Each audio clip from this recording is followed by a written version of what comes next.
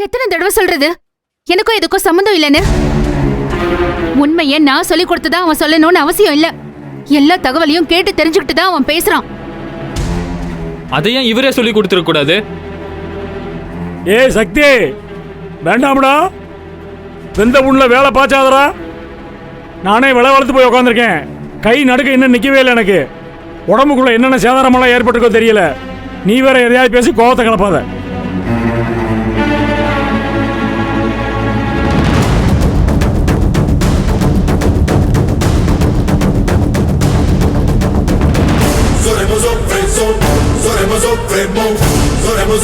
Sir கொஞ்சம் நிதானமா இருங்க சார். இருக்கிற டென்ஷன்ல ஆளுக்கு எதுவும் பேசிக்கிட்டு இருக்கீங்க.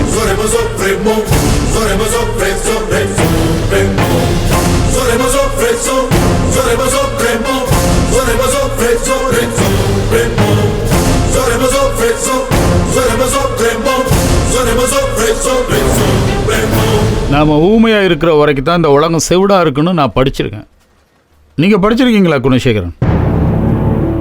அது சரி, படிச்சிருந்தா தான் யோக்கியமா இருந்திருப்பீல.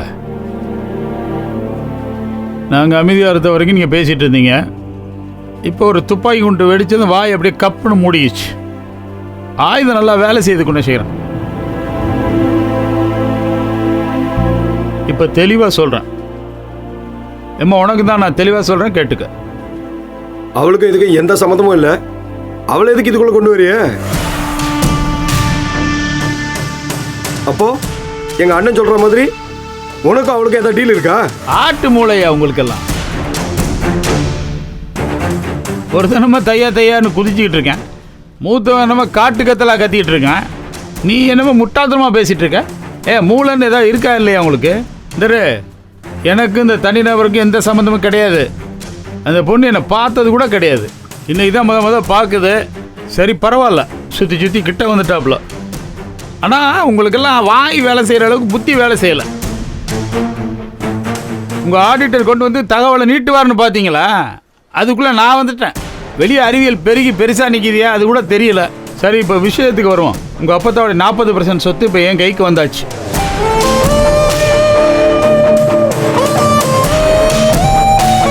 எப்படி? அவங்க மயங்கி இருக்கிறப்ப கைரேகை எடுத்து அதை வச்சு உள்ள வந்திருக்கீங்க. இது ஃபோர்ஜரி. ஏமா, பெண்ணாக இருந்தாலும் கன் பேசும். இங்க பாரபட்சமெல்லாம் கிடையாது. எல்லாம் ஈக்குவல். மொத்த சொத்துல எது எது எங்களுக்கு சொந்தமானங்கிற டீட்டெயில்ஸை இப்போ நாங்கள் உங்களுக்கு சொல்லுவோம். புரியுதுங்களா? இளவேனில், அவரை வர சொல்லுங்க.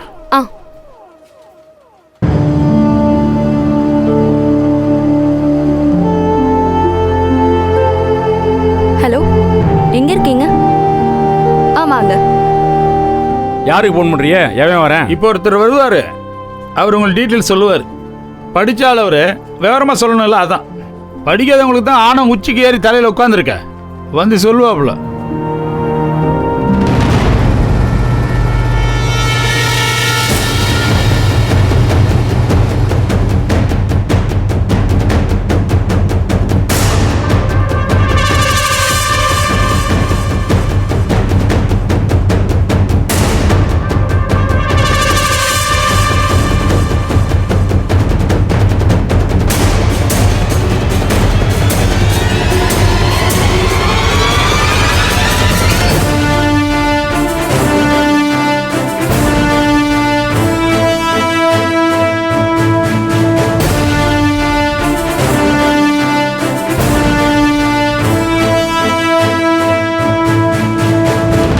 வாங்க கௌதம், உட்காருங்க.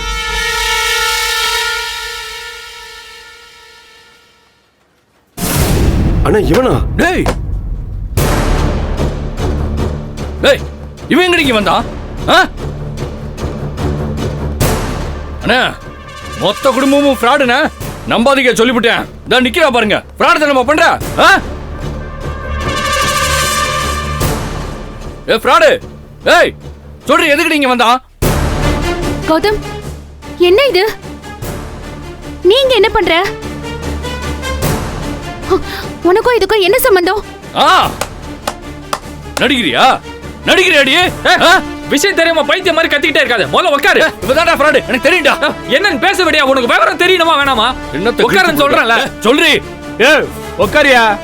ஏய் உட்கார சொல்லி அவனா. டேய் கதிரு, வாடா இப்படி உட்கார்றா. ஏய் தம்பி, அமைதியா தம்பி, இரு, தம்பி, இரு, இரு. சொன்னா கேளுங்க. ஏய், சொல்றத கேட்க மாட்டானா? கையில வைக்காத. என்ன மேல கை வைக்கிற? உட்கார்றா. போங்கடா. யோ அறிவு இருக்கா இல்லையா? உட்காரியா? போட்டு தள்ளிடுமா அவன்.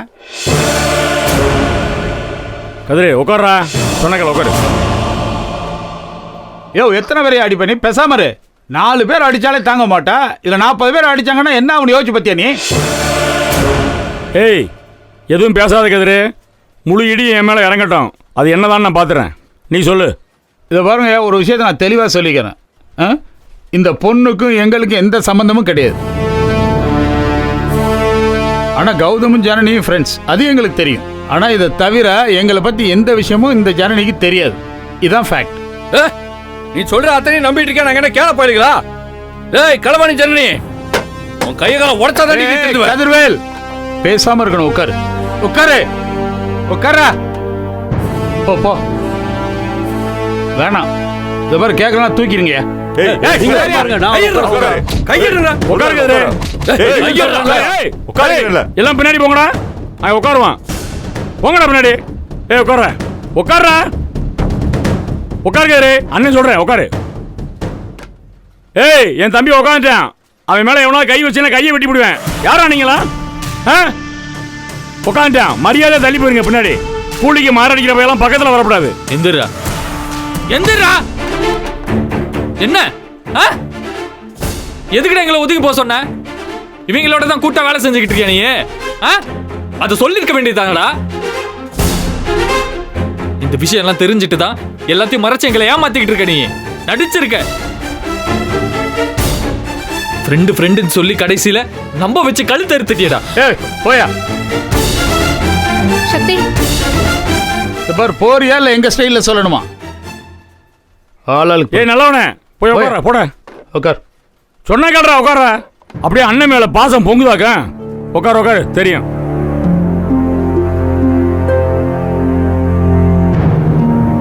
இதை பாருங்க குணசேகரன், நீங்க அமைதியா ஒழுங்கா இருந்தா மட்டும்தான் 40% ஷேர் பத்தின டீட்டெயில்ஸ் வாசிக்கப்படும். இல்ல இப்படிதான் வீம் பண்ணுன்னு சொன்னீங்கன்னு வச்சுக்கோங்க, சூக்கி போட்டு போயிட்டே இருப்பேன். எனக்கு எந்த அவசியமும் கிடையாது. சொத்து என் கைக்கு வந்தாச்சு, புரியுதுல்ல? நான் இங்கே நிக்கிறேன், நீங்க சொல்லுங்க. இப்ப வாசிக்கணுமா வேண்டாமா? ஏய் உட்கார்றா, செருப்பு கழட்டி அடிச்சு ஒண்ணு பிடிக்கும், போடா பின்னாடி. ஏய் நீ போட, நான் சொல்றேன்ல. அவன் உட்காருவேன், போ பின்னாடி. பக்கத்துல வந்தீங்கன்னா கொன்றுவேன். யார் மேல கை வைக்கிற? என்ன சொல்லியா? தெரிஞ்சுக்கணுமா? படிக்க சொல்லு. படி.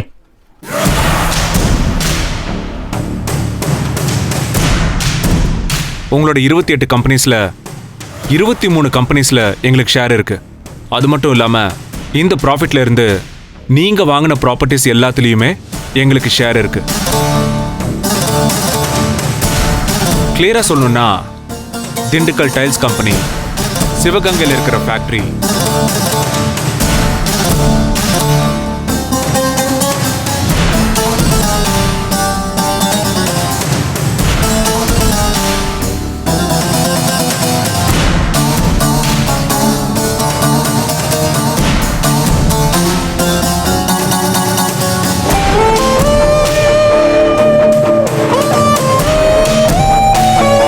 அது மட்டும் இல்லாமல் அந்த பீரியடில் நீங்கள் வாங்கின ப்ராப்பர்ட்டிஸில் அது அசைகிற சொத்தாக இருந்தாலும் சரி, அசையா சொத்தாக இருந்தாலும் சரி, அதில் அப்பத்தாவுக்கு ஷேர், ஐ மீன் 40% இருக்குது. அந்த 40%ல எங்கள் ஷேரும் சேர்ந்து இருக்கு.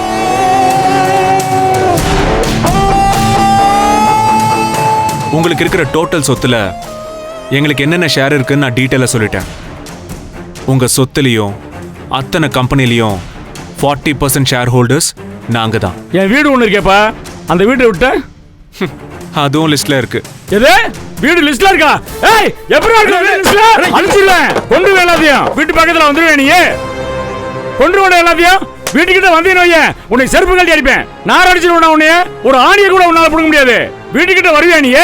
வந்து பாடுறா, வீட்டுல கை வச்சிருவியா நீ? என் உயிரை கொடுத்து கட்டிக்க அந்த வீட்டை. வீடு ஒண்ணுங்கிற எவன் வீடு எவனுக்கு? ஒரு வீட்டை கட்டி பாடுறா, தெரியும். வீட்டுக்கிட்ட வந்தைய ஒருத்தனை விட மாட்டேன்டா, எல்லாத்தையும் வீட்டுக்குள்ளே புதைச்சிருவேன்டா. புதைச்சு காணாம போட மாக்கிடுவேன். வாடா தூக்குடா நீ. தூக்கி போடுறா. என் மேல கை வைடா பாத்துருவோம். ஐயோ என்ன சக்தி என்ன பண்றாரு?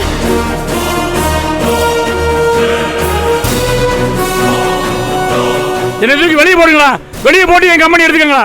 ஆம்பளையா இருந்தா வாங்கடா பார்க்கலாம். நீங்க வேணாம். கதிரே போலீஸுக்கு போன் பண்ணி வர சொல்றா. போலீஸ் வந்தாதான் நீங்க அடங்குவாங்க. அண்ணா சொல்றதை கேளுங்கண்ணே. தேவையில்லாத பிரச்சனை வேண்டாங்க. ஏய் போங்க அண்ணா. இந்த மாதிரி நேரத்துல பொறுமையா இருக்கணுமே தவிர கோவப்படக்கூடாதுண்ணே. தயவு செஞ்சு எழுந்துருங்க. மரியாதையா போயிரு. தம்பி கூட பார்க்க மாட்டேன். வெட்டி அடிச்சிருக்கேன் ஒவ்வொருத்தனையும். போயிருங்க. யாருன்னு பார்க்க மாட்டேன். குணசேகரன் வெளியே போலாம். வெளியெல்லாம் போக முடியாது. வெளியே போயா. யாரை பார்த்து வெளியே போய் சொல்ற? அவனை தான் போய் சொல்றேன். போய் சொல்லு. இது எங்க சொத்து. வெளியே போ. யோ போக முடியாதியா. யோ 40% ஷேர் எங்க பேருக்கு வந்தாச்சு. இன்னும் பேசிட்டு இருக்க. வெளியே போயா. யார் கம்பெனி? ஏன் கம்பெனி? ஏன் ப்ராப்பர்ட்டி? உங்க கம்பெனி அது.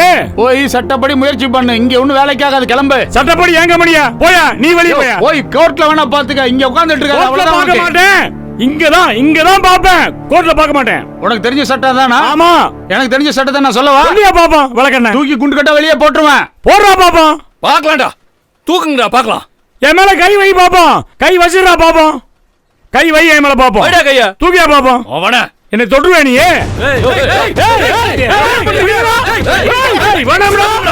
அழிஞ்சுருவீங்க எல்லாரும். மரியாதை இறங்கிட்டீங்களா? மரியாதையா பிடிப்பா பிடிப்பா.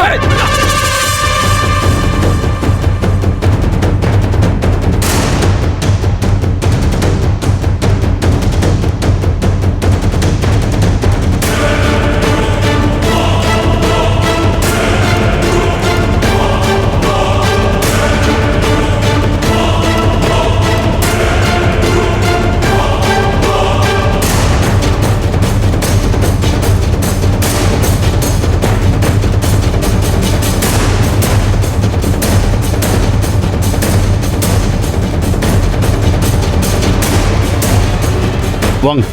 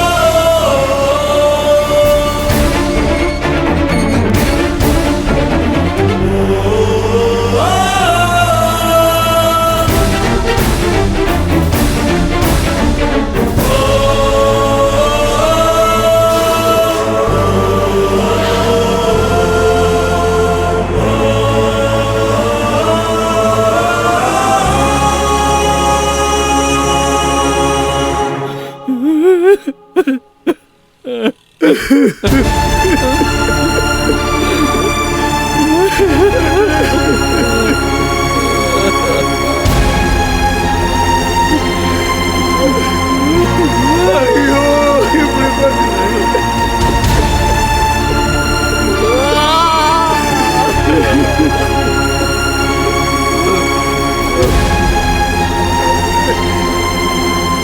டேய் உங்க அத்தனை பேருக்கு போடுறேன்டா.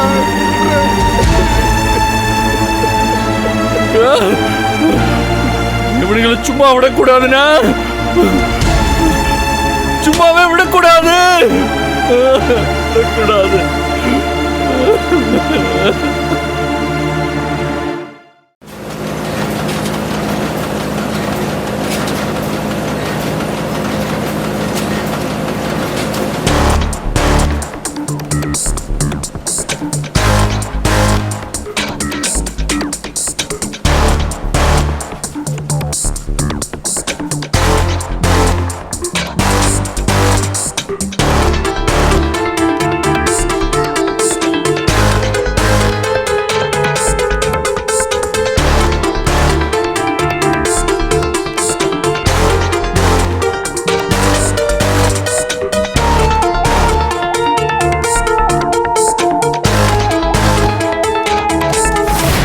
உங்களுக்கு அசிங்கமா இல்ல?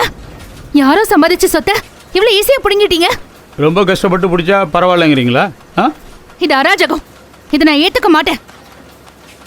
ஏற்றுக்க முடியலையா? ம், அப்புறம் எப்படி உங்கள் வீட்டில் நடக்கிற அராஜகத்தையெல்லாம் ஏற்றுக்கிறீங்க நீங்கள்? அதான் நிற்கிறாரு உங்கள் ஹஸ்பண்ட், சாரி எக்ஸ் ஹஸ்பண்ட்.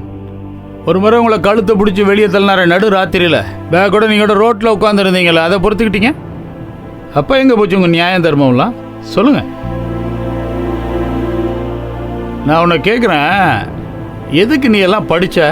உன் நோக்கம் என்ன? எதுக்கு இந்த வீட்டில் உட்காந்துருக்க? அதெல்லாம் உங்களுக்கு சொல்ல வேண்டிய அவசியம் இல்ல. திருட்டு கும்பலுக்கு அட்வைஸ் பண்றதுக்கு எந்த அருகதையும் இல்ல. என்னால பொறுத்துக்க முடியாது. அப்போ வேற யாருக்கா பொறுத்துக்க முடியும்? ம்? படித்தவங்களை மதிக்காத குணசேகரன், அவனோட தம்பிகள், அவங்களெல்லாம் பொறுத்துக்க முடியுமா? சொல்லுமா, எப்படி அவங்களெல்லாம் பொறுத்துக்க முடியுது?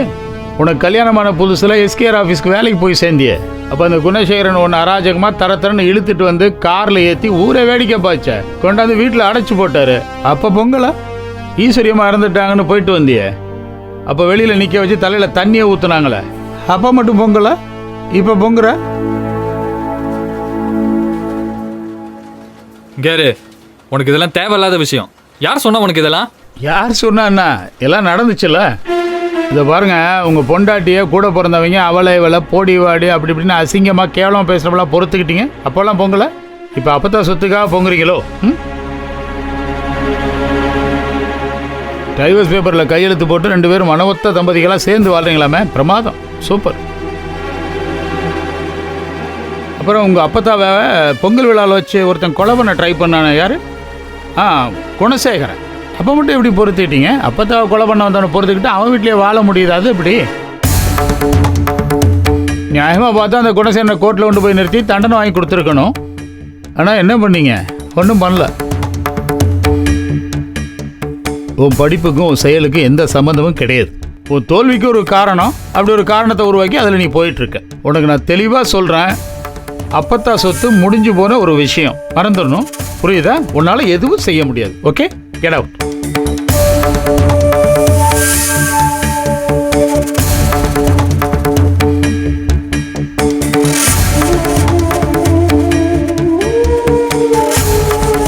வா Janani.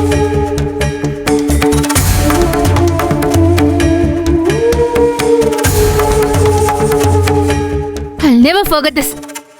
I'll make you regret it. வா ஜனனி. இப்பெல்லாம் ஒரு ஆள்.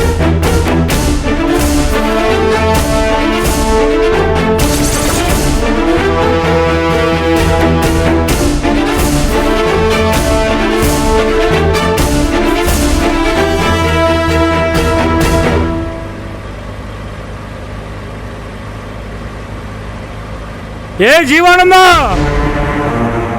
என்னை வெளியே தூக்கி பேசிட்டீங்களா நீ? இருடா இருடா, உன்னை வச்சுக்கிறேன். அண்ணே, அங்கனே வச்சு அவன் சோழியை முடிக்கிறத விட்டுட்டு கார் எடுறா போலான்னு சொல்லிட்டீங்க. எங்கண்ணே போறான்? ஏன் ஞானா, வண்டியை போலீஸ் ஸ்டேஷன் கொடு. சரிண்ணே. போலீஸ் ஸ்டேஷனுக்கா? ஆமா, வேற எங்க போக சொல்றீங்க? என்னை கம்பெனி விட்டு வெளியே தூக்கி வச்சுட்டாங்க அப்படின்னு தலையில துண்டை போட்டுக்கிட்டு நானும் காசிக்கு போய் எங்க அம்மா பக்கத்தில் உட்காந்துக்கிறவா உட்கார சொல்றீங்களா? வேற எங்க சார் போறது? இங்க பாருங்க ஆடிட்டர, என்னை தூக்கி வெளியே வீசினாங்கல்ல, அந்த பயலுக்கு அத்தனை பேர் மூஞ்சி அப்படியே போட்டா பிடிச்ச மாதிரி மனசுக்குள்ள வச்சிருக்கேன். ஒருத்தனையும் சும்மா விட மாட்டேன், லேசில் விட மாட்டேன். ரத்தம் பார்த்து ரொம்ப நாளாச்சு, பார்க்க போறேன் பாருங்க.